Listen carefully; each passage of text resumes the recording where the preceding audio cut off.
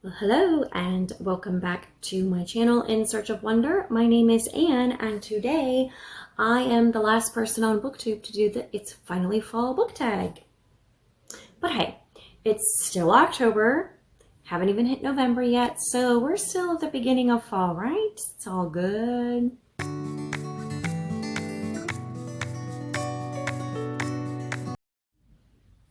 I have really been enjoying all of the It's Finally Fall book tags that I have been watching. Recently, I've watched quite a few and it's been a fun one. So I decided that I just wanted to jump on that bandwagon and have fun myself. So let's go.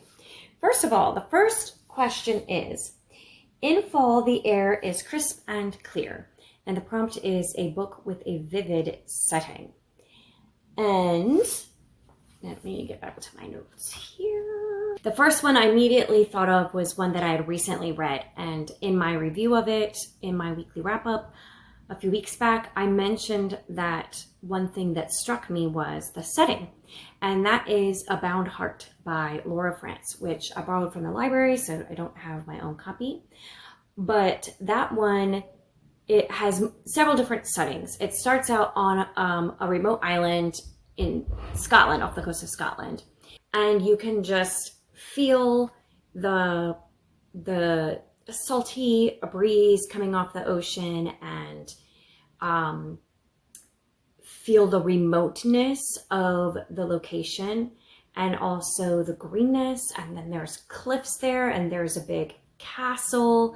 And then the people, except for the laird, live in cottages. And you can just really feel like you're there in that setting. And then the two main characters go across the ocean to America, colonial America. And as they are on the ocean in the boat, you really feel that setting. And you feel the cramped quarters. You feel the difference between where the passengers are living, which the passengers are all like prisoners, basically. And you feel where the passengers are as contrasted with where the officers dine. And anyway, just you really feel like you're traveling on the boat with them. You hear the boat creaking and swaying. And then when there's a storm, it's just a really vivid setting of being on the ship in the storm and dealing with the storm. Then they land in Virginia. And there you feel like you're in the Tidewater, Virginia area with on the plantation with the humidity and the weather. And then as the weather shifts into fall and winter, you feel each change of the weather and the seasons, and you experience winter in Williamsburg and on the plantation. There's a little bit also on a Caribbean island where you feel like the oppressive heat, but also the lush vegetation and the flowers, the brightness of the flowers, the vividness of the flowers. So there's multiple different settings happening in this book, and they really set the tone for each section of the book as they travel through these areas. So that was one where setting was really well done. The two others I want to recommend for this prompt, I didn't actually love the books themselves, but the setting was very strong in both of them, very vivid. And the first one is The Lost Apothecary by Sarah Penner, which wasn't horrible. It was a dual timeline. So as usual, the contemporary timeline was not my favorite. I didn't find the character that in that setting, in that storyline, to be very sympathetic. And she just frustrated me more than anything. And I didn't see really much growth in her. She wasn't the main point of the story. Honestly, she was really a tool to tell the story that was happening in the historic timeline. The historic timeline was interesting. There was some worldview issues that it would have had with some of the themes and the ideas being explored here, but it was based on a true story, which is why I read it in the first place, which I found intriguing and interesting, and it was well done, as it was a debut novel. It was very well done. And the setting, it's called the Lost Apothecary. So the setting is in an apothecary, which is actually a female apothecary. So it's her shop where everything takes happen, but she engages in some perhaps less than ethical enterprises, definitely less than legal enterprises for the day. This was like in the 19th, 18th century. And she, I don't know if you can hear that. My husband was sneezing rather loudly just now. Bless you. Anyway, so her apothecary is kind of a little bit hidden. It's like behind a false wall in this alley. And anyway, and it comes into play in both the actual shop comes into play in both the historic setting and the contemporary setting. And it's a big part of the story. So you really feel like you are in that shop. It's described very thoroughly, the setting and the location where it is and what it looks like inside, and all of the containers and the tools and the books that the apothecary has in there, and her table and the fireplace and the hearth and everything. So you really feel like you're there. And then its location in the alley is also very thoroughly described. You feel like you're there. So very vivid setting and worth reading. It wasn't my favorite book, but I didn't hate it either. And then my other recommendation, a book that I don't necessarily love, but you can't fault the setting, and that is Wuthering Heights. I mean, I feel like, honestly, that's a huge part of the book is the setting, and it's definitely very vivid. So I actually have my copy of that one. So that is Wuthering Heights by Emily Bronte. And I did not actually love the characters or the story or the plot or any of that. But, I mean, it's a classic, so it's good. I mean, it's got a good vivid setting, so it's got that going for it. So the next category, nature is beautiful, but it's also dying, sadly. So we need a book that is beautifully written, but also deals with a heavy topic like loss or grief. And I have a few suggestions for this one also. I think it's called The Extraordinary Deaths of Mrs. Kipp by Sarah Brunsfold, which I think maybe some other people have mentioned for this prompt. But it deals with, the main character is in hospice care, and so obviously she's dying. And it deals with, very much, with that whole end of life process, and the grieving and the passing on, both of the main character and of other people that she meets in hospice. And there's also some other heavy topics that come into play. There is, part of the plot is looking back at things that happened during the Vietnam War, and some ways that affected her life and how she was involved in that, and rescue efforts of children who were orphaned or separated from their parents. And so it does deal with some very heavy topics, but there's some humorous moments. It'll make you cry, it'll make you laugh. It's very well done. Another one is The Blackout Book Club by Amy Lynn Green, which is my favorite by that author so far. All of her books, I believe, are set in World War II, and this one is set in New England during that time, in a small community off the coast. And they start a book club, in part to save the library building, but also to give them something to do during the times that they have to black out because of the U-boats that are off the coast. And It is very well written, like all of Amy Lynn Green's books are, in my opinion. And it does deal with a lot of heavy topics. But there's a war going on, first of all, and there's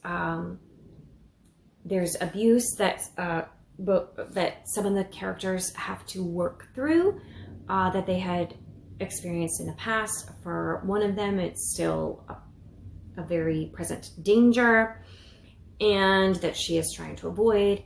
And the other one, she's dealing with a lot of issues of loss and love story gone wrong and a relationship with her father. And this, all of the characters are struggling in some way or another with relationships, present or past, that they haven't resolved, and or fears in the present or fears about the future. So there's a lot going on, but it's very well told. And then finally, the other one that I would put in this category is Night by Elie Wiesel. I believe that's how you say his name. Very, very beautifully written, but very, very heavy. And I read it last year. It was very, very impactful, very profound, very moving. I cried in more than one place. And I had to put it down sometimes because it was just too much to handle in one sitting. And I could only read a little bit at a time. But very worthwhile reading, a very important read that I think everyone should read. Christy Cambrin, the author of Christian fiction, she posted on her Instagram recently that she likes to read it every year. It's one of the books that she returns to yearly. I don't know if I could do that because it's just such a hard read, but it is a good hard. It's worth reading for sure. So that's one I highly recommend. And then we have Fall is Back to School Season, a nonfiction book that taught you something new.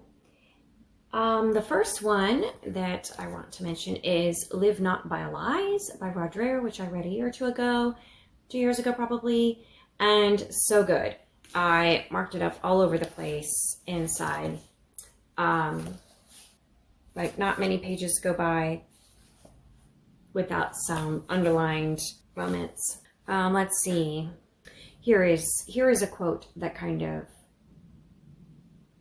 summarizes in a way a lot of what the book is about. A person who lives only for his own comfort and survival, and who is willing to live within a lie to protect that is, says Havel, a demoralized person. And I put that in parentheses and I wrote in the margin, oof. So hard-hitting quote there. The book is about soft totalitarianism and what we can learn from people who lived through Soviet Russia and other communist Eastern European countries, how they lived through those regimes and that totalitarianism there, and what we can learn from them to combat the soft totalitarianism, which is what Roger calls the current political climate that we are experiencing here in the West. So that was a really very informative book, and I shared it with a friend, and she also found it very informative and enjoyed reading that. Another one that I have for this category is much more humorous, and that is 1,000 Years of Annoying the French by Stephen Clark. And that one I read a few years back, I think on Scribd, and it was so funny. It basically was the history of England told through the context of its relationship with France, which, they were, it's kind of like a love-hate relationship going on there. And it was very interesting, very funny, a lot of laugh-out moments. I also learned more than I wanted to know about some primary characters in the history of England. Yeah, but it was very interesting. Anyway, it was one of the most amusing books about history that I've ever read, and I also learned a lot, not only about England, but about the relationship with France, and thus a little bit of French history as well. And another one in this category is called Unthinkable by Helen Thompson, and that one was so fascinating. It was about all of the various ways that your brain can malfunction and how that affects different processes in your body and different things that we take for granted. And it was just so fascinating to me to realize, first of all, how many things happen in your body, how many steps there are that are taken in your body in less than a snap of a finger, in less time than the snap of a finger, just to make one thing happen, like snapping your finger. For example, one of the ones, and in each chapter of the book dealt with a different type of malfunction in the brain, and gave an example of a person who had to deal with this particular malfunction. And one that I remembered very vividly was of a woman who, her sense of place would occasionally get scrambled. There is a part of your brain that gives you your sense of place, your sense of direction, of like knowing where you are.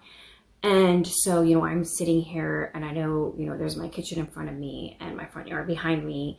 And I know how to get to my house from, various places that I go. And it's this part of your brain that regulates all of that, whatever that part is called.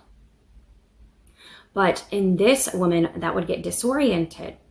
And she discovered that anytime she turned around, like in a spiral, I think maybe it was only like if she went clockwise or counterclockwise, one or the other, then her sense of place, her sense of location would get all scrambled. And everything would look like it was in the wrong place. And she would be like, why is that mountain over there? It's supposed to be over there. And it really made it difficult for her, obviously in terms of like finding directions. And she wouldn't know, like,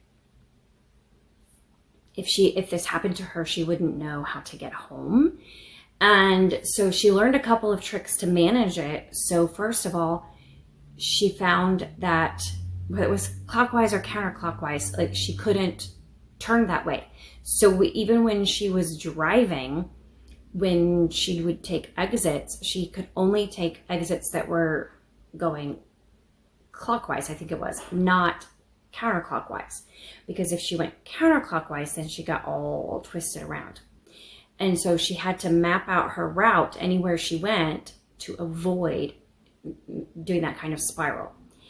And but if she did inadvertently get spiraled and lose her sense of place, then she had to spiral the other direction to get back into place. So strange. But there were a lot of little things like that about the brain. There was chapters about like photographic memory and also like things about remembering, but remembering falsely, like you remember something that didn't actually happen, and that kind of stuff. So very fascinating. Some of the chapters were a little bit harder to read because they delved into much more serious and personality altering mental conditions, but it was just very interesting to read about the brain and how it affects every area of your body and every system in your body. So that was an interesting book, Unthinkable by Helen Thompson. And the next category is, in order to keep warm, it's good to spend some time with people we love. And the prompt is a fictional family or household or friend group that you'd like to be a part of. And so the very first one I thought of was a series from my childhood called The All of a Kind Family, which was about a family, and I believe there are 4 sisters, and they lived with their parents in a townhouse in New York, or an apartment maybe in New York City, at the turn of the 20th century. And it was about them growing up. The oldest sister, I think, she, in the course of the several books in the series, she ended up she got old enough that she got a job, and then she had a boyfriend. I think she may have gotten married by the time of the last one. Anyway, I just really enjoyed their family and all of the hijinks that they got up to and their adventures in living in New York City at that time. Also, I learned a lot about Jewish holidays and customs because they were a practicing Jewish family. So I learned about not only the regular Sabbath, but also the various holidays and special occasions and the way that they celebrated them, some of which I knew about from like the biblical descriptions, but not how it was actually celebrated. And not really in modern day, because by that point it was almost 100 years old, but or 80 years old, but I think hasn't changed significantly since that time probably. But anyway, it was very interesting. And I just loved the family setting, and the dynamics in the family was just, it was fun. And another one that I read when I was young, you can see this is a very old copy that I have. A little torn. I don't know how that happened, but there is a whole series of The Moffat Family by Eleanor Estes. And there is Jane and Joey and Rufus. Is there an older sister? I think there's an older sister also who's in the books, but maybe not as much of a character in this particular one. And they just do all kinds of, they get into all kinds of mischief. They have all these crazy ideas and they do them. Like in this one, they make a museum in their, it's like a carriage house kind of. And it's very interesting, the things they find to put in their museum.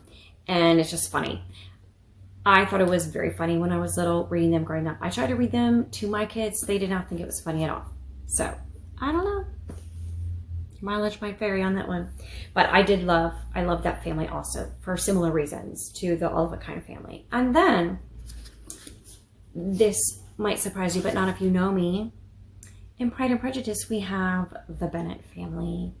And yes, even with Mrs. Bennet and her high-strung nerves, and Mr. Bennet and his dry wit and his introverted self sticking in the library. Actually, I probably would just sit in there with him. But, and then, you know, you've got Kitty with her following Lydia around. Lydia would probably really annoy me. Mary would probably also annoy me a little bit, but it would just be fun to be a part of that family. The family dynamic is just so well drawn here. Anyway, I wouldn't mind being a part of that family, fly on the wall there. And then I would get to meet Mr. Darcy, so. And then the next category is the colorful leaves are piling up on the ground. A pile of fall-colored spines. And I have a lovely pile here. Isn't that lovely? We've got, let's see, what have we got here? Ooh, from the bottom to the top is Not a Sparrow Falls by Linda Nichols, which really, really good story. She only has a few books, I believe, that wrote them maybe in the early 2000s, mid 2000s, and all so good. Not a Sparrow Falls is one of them. And then A Voice in the Wind by Francine Rivers, Christian classic right there. And then we've got Don Quixote by Miguel de Cervantes. And I just love the bold red of this cover. This is a hardback copy of Sonnets from the Portuguese by Elizabeth Barrett Browning. And then we have Jane Eyre by Charlotte Bronte, bringing a little bright yellow there. So, just looks like leaf colors, doesn't it? And then, number 6.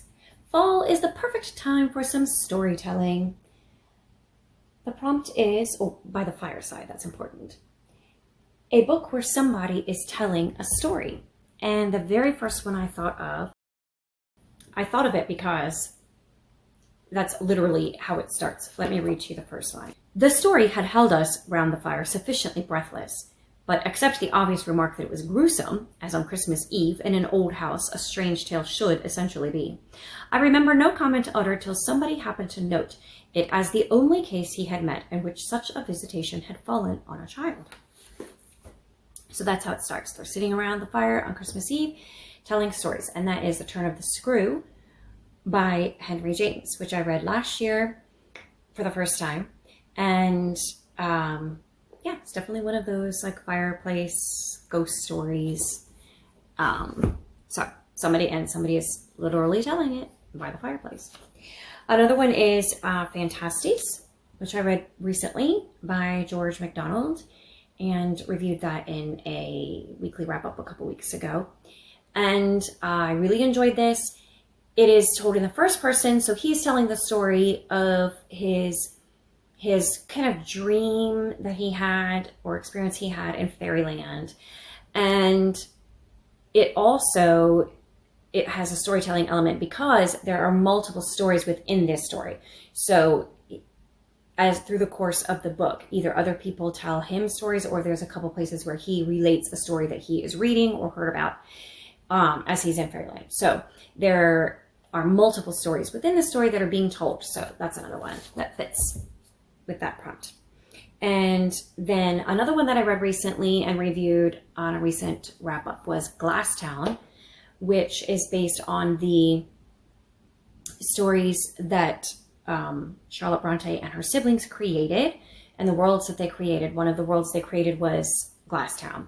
And it's a graphic novel, and it's Charlotte and one of the characters she created kind of reliving the memories of those stories that she had written as a child. So she's looking back as an adult to those stories that she wrote and relating those stories and remembering them, reminiscing about them. So that is for that category. Then number 7, The Nights Are Getting Darker, a dark, creepy read.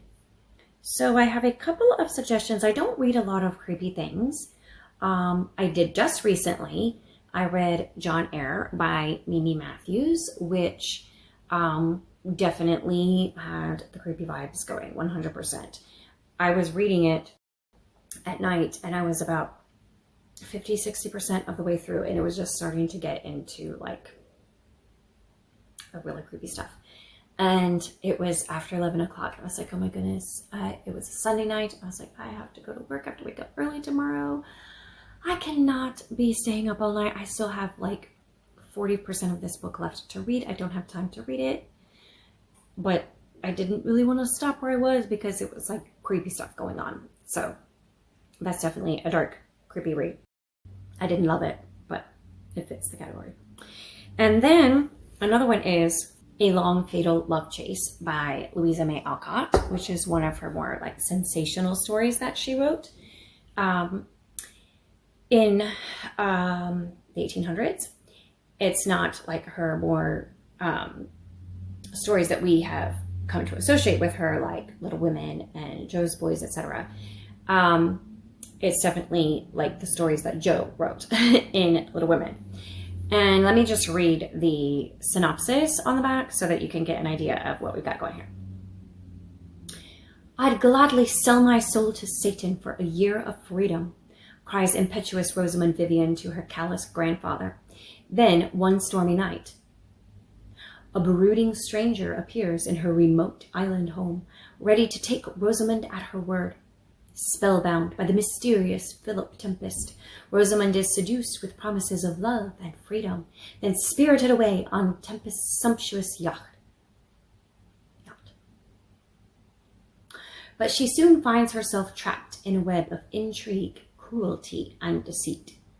Desperate to escape, she flees to Italy, France, and Germany, from Parisian garret to mental asylum, from convent to chateau, as Tempest stalks every step of the fiery beauty who has become his obsession.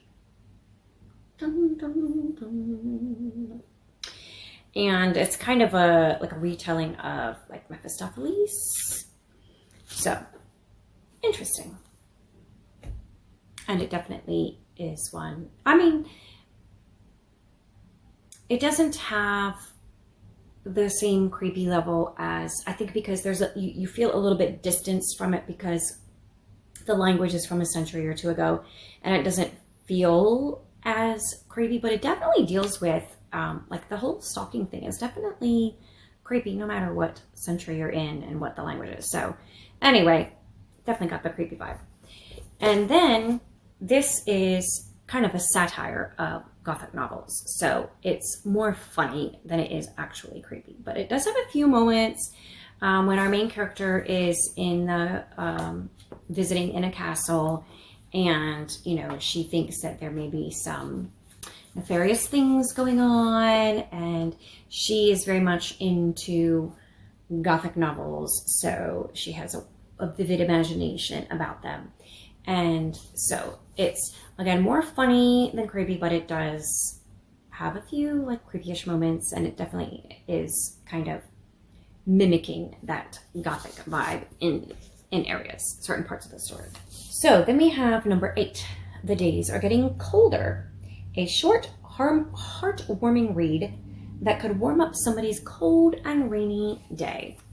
So I have a few suggestions. The first one would be Winnie the Pooh by A.A. Milne, which, a quick story about that one. So a few years back, my oldest son moved downstairs to what used to be our guest bedroom and is now his bedroom. Up until that point, the two boys had shared a bedroom their whole lives. And my younger son is very much of a people person and likes to be with people and does not like to be by himself. So he was very anxious about this turn of events. He did not want to be by himself. He didn't want his brother to go to his own bedroom. He didn't want to have his own bedroom. Sorry if you can hear my Instant Pot. I'm making some broth.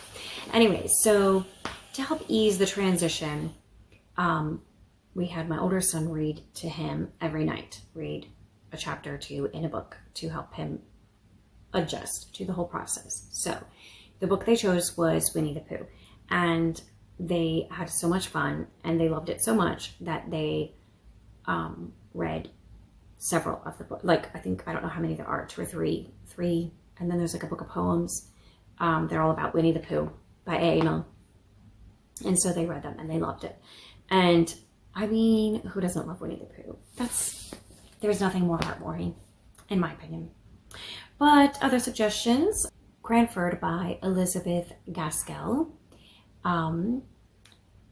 It's short and it doesn't have any of the heaviness that Gaskell's novels tend to have. It's not dealing with as heavy of topics. It's not as emotional, I don't think. It's more amusing and lighthearted and follows the life in a quiet English village among the residents there and the things that they get up to and do during the day. It's more character and setting driven than it is plot driven, I feel like. So that's a nice heartwarming read and also very short. And then another one that I read earlier this year is Mrs. Harris Goes to Paris, which I read and then watched the movie with my husband. And both the book and the movie, they're just heartwarming story. There's not really much to be anxious about as you're reading the story. Like, as soon as a problem arises, it's resolved very quickly most of the time.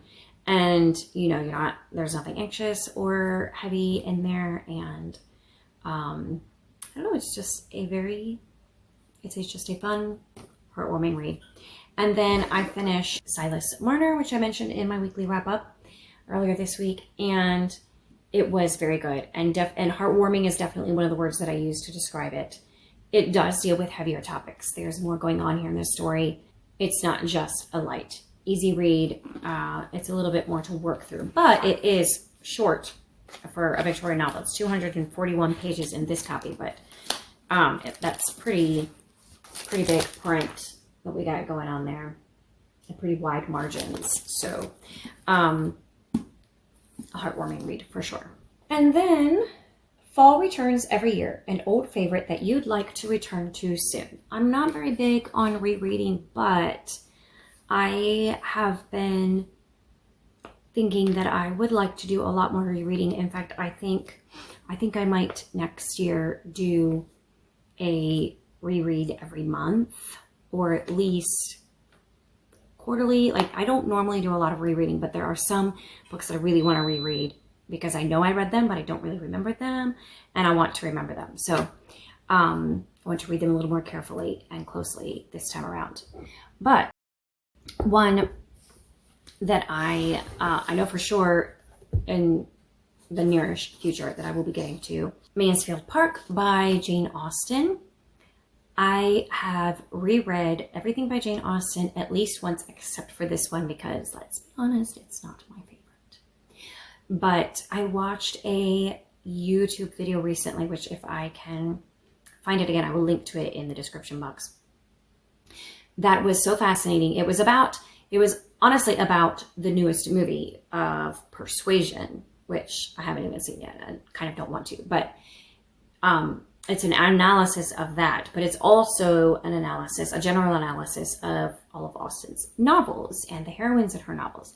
And she mentioned in there, which I feel like I've heard before, but I had forgotten it. It hadn't struck me until I was watching this video, that in Mansfield Park, Fanny represents virtue, and all of the other characters that she interacts with on a regular basis, the other main characters, all represent I think it's 8 vices that are commonly, the traditional 8 vices that the church would recognize. So having that as the context for it, I feel like would make it much more interesting for me. Not that I hated it when I read it, it just was definitely not my favorite of Austen's, and I frankly found it a little bit boring, and I found Fanny a little boring. So I think reading it through that lens would make it much more interesting. And it is the only one left of Austen that I need to reread. So that will be on the docket coming up here.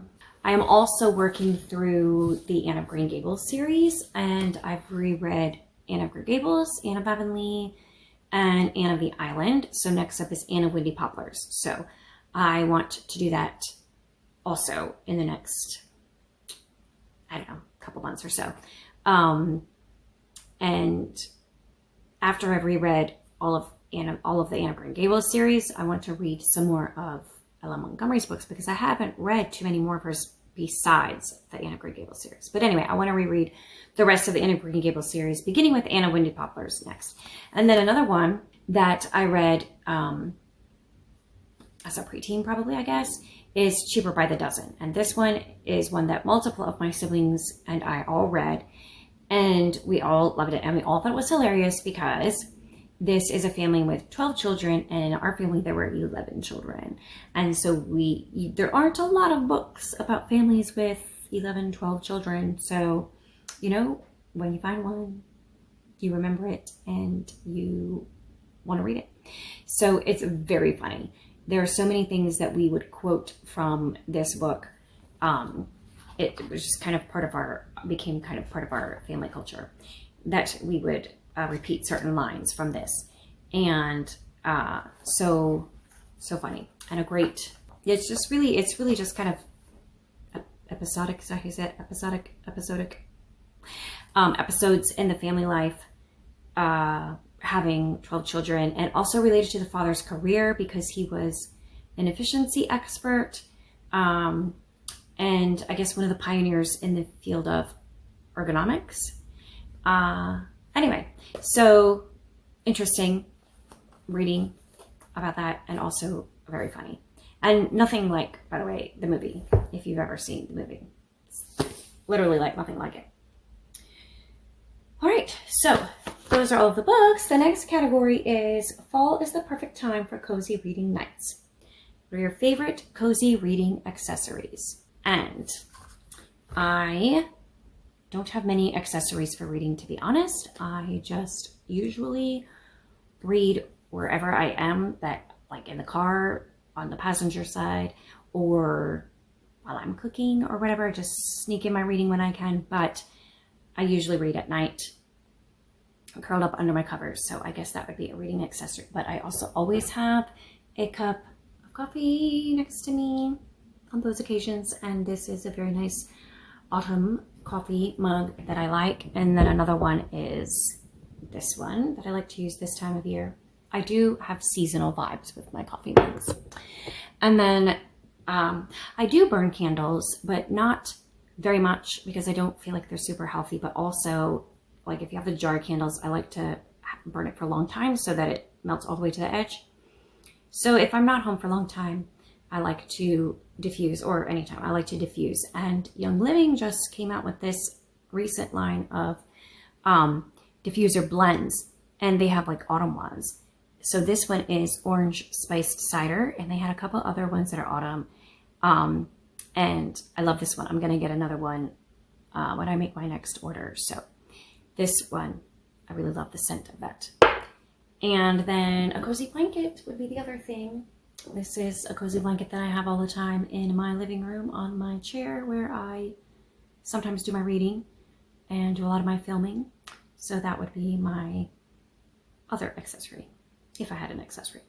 So that is my It's Finally Fall tag video, and I finally did it. So I hope you enjoyed it, and I would love to hear what your answers are to any of the questions, or if you have not done this video, but I think everybody but me has, consider yourself tagged and go for it. Talk to you next time.